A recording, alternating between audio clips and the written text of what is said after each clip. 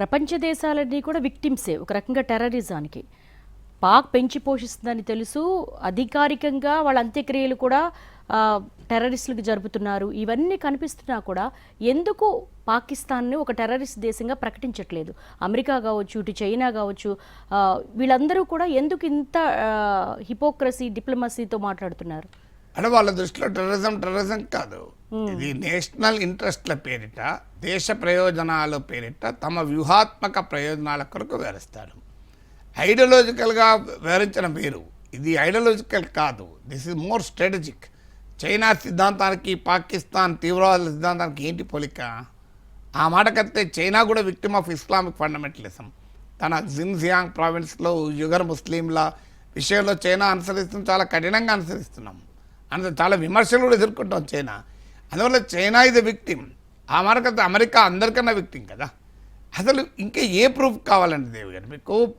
ఔటాబాద్లో American military Pakistan military academy పక్కన సురక్షితమైన ప్లేస్లో ఒసామా బిన్ లాడెన్ లాంటి number 1 global terrorist America world trade సెంటర్లను కొట్టిపడేసి ప్రపంచాన్ని గడగడలాడించే, అమెరికానే గడగడలాడించిన బిన్ లాడెన్ 5 ఏళ్ళు దాచిపెట్టింది. ఇంతకన్నా ఇంకేం కావాలి?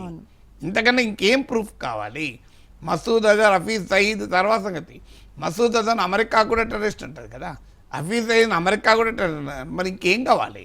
ఇంతకని ఒసామా బిన్ లాడెన్ దాచిపెట్టిన ప్రూఫ్ కన్నా అమెరికన్ మెరైన్సే వెళ్ళి సీక్రెట్ ఆపరేషన్లో వెళ్ళి ఒసామా బిన్ లాడెన్ లేపడేశారు కదా.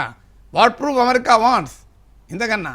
సో ప్రపంచ తీవ్రవాదుల పురిటిగడ్డ పాకిస్తాన్. ప్రపంచంలో ఎక్కడ తీవ్రవాద ఘటనలు జరిగినా దాని ఆనవాళ్ళు ఎక్కడ దొరుకుతాయంటే పాకిస్తాన్ దొరుకుతాయి. మీకు ఒకటే లెక్క, ఇప్పుడు మన ఊర్లలో ఏదైనా దొంగతనం జరిగిందనుకో, పోలీసులు ఏం చేస్తారు?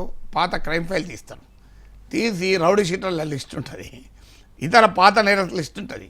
ఓ ఈ నేరం జరిగిందంటే ఇంకో వీడియో చేసి ఉంటాడో వాడిని తీసుకొచ్చి అరే లోపల ఏం రా అంటాడు ఎస్ఐ. వాడిని లోపల ఎత్తారు, వానికి ట్రీట్మెంట్ ఇస్తే వాడు చెప్పేస్తాడు నేనే చేసిన అని. సో ఫస్ట్ యాక్టివిటీ ఏం చేస్తారు పోలీస్ స్టేషన్లో? ఒక నేరం జరుగుతూనే ఈ నేరం గతంలో ఇట్లాంటి నేరాలు చేసిన నేరస్తుల చిట్టా పోలీస్ స్టేషన్ ఉంటుంది, వాళ్ళని పట్టుకొచ్చి లోపలేస్తారు. అది ఫస్ట్ పని కదా. అలా ప్రపంచంలో ఎక్కడ తీవ్రవాద ఘటన జరిగినా మీరు ఎక్కడ వెతకాల్సిన అవసరం లేదు, డైరెక్ట్ పాకిస్తాన్లో వెతుకుతూ దొరుకుతుంది. రూట్లు 99% దొరుకుతుంది, ఒక 1% ఇంకెక్కడ ఉండొచ్చేమో. ఎందుకంటే తహవూర్ రానా పాకిస్తాన్ బేస్డ్ పాకిస్తానీ తర్వాత అమెరికాలో సెటిల్ కావచ్చు, కానీ వాడెక్కడ భారతదేశంలో ముంబై దాడులకే ప్లాన్ చేయలే, వాడు ఇంకెక్కడ ప్లాన్ చేశాడు? కోపెన్హేగన్లో ఒక న్యూస్ పేపర్ పైన కూడా దాడికి చేశాడు, యూరోప్లో కూడా. సో మీరు డేవిడ్ హెడ్లీ, వాడి పేరే మారింది, దావుద్ గిలాని వాడు. సో వాడు అమెరికన్.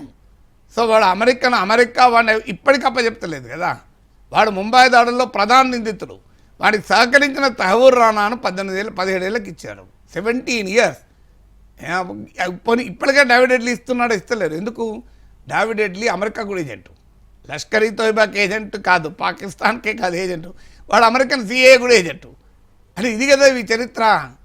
సో ఖలిస్తాన్ వాదులకి ఇలా కెనడాలో ఆశ్రయం ఇస్తలేరా? భారత ప్రధానమంత్రి, భారత హోంమంత్రి దిష్టి బొమ్మలను కెనడాలో తగిలేస్తాడు. ఏంటండి దుర్మార్గం? కాకపోతే మన జాతీయ పతాకాన్ని అవమానిస్తారు కెనడాలో, యాంటీ ఇండియా స్లోగన్స్ ఇస్తారు కెనడాలో. దీన్ని కెనడా ప్రభుత్వం అంగీకరిస్తుంది ఫ్రీడమ్ ఆఫ్ స్పీచ్ పేరిట. మేము కూడా ట్రంప్ను అమెరికా జాతీయ పతాకానికి ట్రంప్కి అలాంటి ట్రీట్మెంట్ ఇస్తే అమెరికా ఊరుకుంటుందా? వెంటనే అక్కడికి వెళ్ళి వస్తాయి యుద్ధ విమానాలు, మిసైల్స్ వస్తాయి. సో అందువల్ల ప్రపంచ డూప్లిసిటీ క్లియర్గా కనబడుతుంది. అందుకే నేను మొదట్లో అందుకే అంటున్నా, అమెరికా పైన ఆధారపడి పాకిస్తాన్తో సమస్య పరిష్కరించుకోవాలనుకుంటే అది భారత్ ప్రమాదం. పాకిస్తానే కాదు, చైనాతో, ఏ దేశంతోనైనా ఇతర దేశాల సహకారంతో, అమెరికానే కాదు, ఈవెన్ చైనా సహకారం కావచ్చు, రష్యా సహకారం, యూరోప్ సహకారం కావచ్చు. ఒక దేశము, స్వతంత్ర దేశము తన సొంత బలం పైన చేయాలి తప్ప ఇంకోటి పైన ఆధారపడితే ఆ జెలెన్స్కీకి పట్టిన గతి పడతా చూడు. ఆడు వైట్ హౌస్ పోతే బండబుద్ధులు పంపించారు, పిచ్చోని చేసి పంపించారు.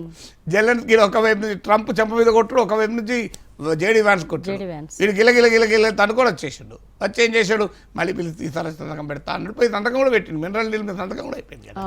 సో ఆ పరిస్థితి మనకు ఇండియాకి రావద్దు. అందువల్ల ఇండియా హ్యాస్ టు నెగోషియేట్. ఫ్యూచర్లో పాకిస్తాన్ ఇప్పటికైతే చర్చలే ఉన్నాయని భారతదేశం చెప్పడం లేదు. ఓన్లీ కాల్పుల విరమణ పైన, అది కూడా ఆపరేషనల్ ఫ్యాక్టర్సే. డైరెక్టర్ జనరల్ మిలిటరీ ఆపరేషన్ చర్చ జరుపుతాయి అంటారు. నెక్స్ట్ డిప్లొమాటిక్ టాక్స్ ఉంటాయని అమెరికా ప్రకటించింది. ఎందుకంటే అమెరికా వాడు ముందు నడితే మనం వెనక నడుస్తున్నాం అని చెప్తాడు కదా. సో అందువల్ల ఎక్కడికి పోయాడో వాడికి తెలుసు. జీపీఎస్ వాన్ చేతులు ఉంది కదా. సో జీపీఎస్ అందుకే మార్క్ రూబియో ప్రకటించాడు, చర్చలు జరుగుతాయి, న్యూట్రల్ ప్లేస్లో జరుగుతాయి, అన్ని అంశాలపైన చర్చ జరుగుతాయి. ఇండియా చెప్తలేదు, పాకిస్తాన్ చెప్తలేదు, అమెరికా చెప్తోంది. ఎందుకంటే జీపీఎస్ వాడి చేతిలో ఉంది. సో అందువల్ల ఇప్పటికైనా మనం చేయాల్సింది, అయ్యా నీ జీపీఎస్ అవసరం లేదు, India will talk on its own terms, India will have a deal if any on our own terms. ఆ డీల్ ఏదైనా should be contingent upon Pakistan shunning support to terrorism. అంటే మా టర్మ్స్, మా షరతుల ఆధారంగా మేము దేనికైనా ఒప్పుకుంటాం. అందులో మొదటి షరతు ఏంటంటే పాకిస్తాన్ ఇకనైనా తీవ్రవాదానికి సపోర్ట్ చేయడాన్ని ఆపాలి. Enough is enough. ఇది జరిగింది, ఇంతకన్నా మంచి ఛాన్స్ రాదు మనకు. ఇంత బ్రహ్మాండంగా మనం కార్నర్ చేశాం. సమస్త భారత రాజకీయ వ్యవస్థ మన ప్రధానమంత్రి వెనకాల నడిచింది. ఏనాడు మీకు సర్జికల్ స్ట్రైక్స్లోనూ, మీకు బాలకో స్ట్రైక్స్ అప్పుడు రకరకాల ప్రశ్నలు వేసిన పార్టీలు కూడా ఇవాళ ఎవరు ప్రశ్నలేలే. Entire country is unitedly behind, సాలిడ్గా నరేంద్ర మోడీ నాయకత్వం కింద పనిచేస్తామన్నాం. అందువల్ల ఇప్పుడు ప్రభుత్వం మీద మరింత బాధ్యత ఉంది. నేను మరోసారి చెప్పే, పాకిస్తాన్ చరిత్రలో ది వీకెస్ట్ మూమెంట్లో ఉంది. నేను చెప్పినట్లు $10 బిలియన్ ఫారెన్ ఎక్స్చేంజ్ ఉంది. అంటే 2 నెలలకు మించి దిగుమతులు చేయలేదు. ఆల్రెడీ పేపర్లు మీడియాలో వచ్చింది, ఇస్లామాబాద్లో సివిలియన్స్కు, పౌరులకు పెట్రోల్ డీజిల్ బంద్ చేశారు. అది ఆ పాకిస్తాన్ పరిస్థితి.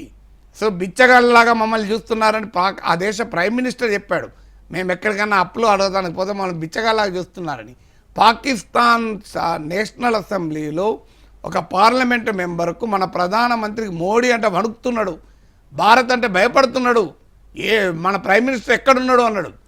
అసీం మునీర్ జీవనాడి జగ్లర్ వే అని కథలు చెప్పినాడు, ఎక్కడ కహానీలు చెప్పినాడు లేడు.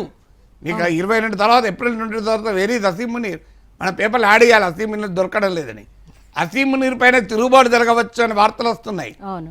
మీకు ఇమ్రాన్ ఖాన్ జైల్లో పెట్టారు. ఇమ్రాన్ ఖాన్ మద్దతుదారులు 100 మంది ఎలక్షన్స్లో ఇండిపెండెంట్గా గెలిచారు. ఆయన పార్టీ నిషేధిస్తే ఇమ్రాన్ ఖాన్ మద్దతుదారులు వెళ్ళి ఆర్మీ ఆఫీసుల పైన పడి అటాక్ చేశారు. బెలూచిస్తాన్ వాళ్ళు దాదాపు స్వాతంత్రాన్ని ప్రకటించుకున్నారు. ఇంత మంచి మూమెంట్ కదా. పాకిస్తాన్ నవనాడుల్ని బిగించాం, హస్తదిగ్బంధనం చేశాం, పాకిస్తాన్ లొంగిపోయే పరిస్థితి తీసుకొచ్చాం. 1971లో 90,000కు పైగా పాకిస్తానీ సోల్జర్స్ కాలబేరానికి వచ్చి ఇన్స్ట్రుమెంట్ ఆఫ్ సరెండర్ పైన సంతకం పెట్టారు. ఆ సిచ్యువేషన్లో ఇప్పుడున్నాం మనం. ఆ 71 తర్వాత ఇంత అప్పర్ హ్యాండ్ ఎప్పుడు రాలే మనకు.